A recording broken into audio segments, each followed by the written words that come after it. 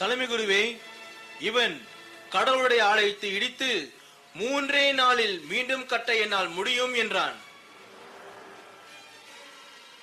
உனக்கு எதிராக இவர்கள் சாட்சி சொல்கின்றார்களே, மறுமொழியாக உமக்கு ஒன்றும் சொல்வதற்கில்லையா?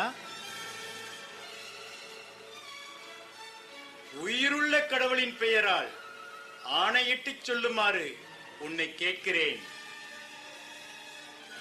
நீ கடவுளின் மகன்தானா? நீரே சொன்னீர்.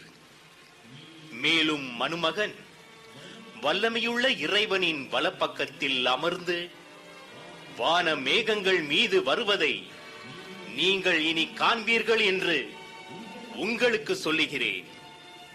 ஐயோ, தேவதூஷணம், தேவதூஷணம்! இவன் தேவதூஷணம் சொன்னான். நமக்கு இன்னும் சாட்சிகள் எதற்கு? இப்போதே தேவதூஷணம் கேட்டீர்களே, உங்கள் கருத்து என்ன? இவன் சாவுக்குரியவன்.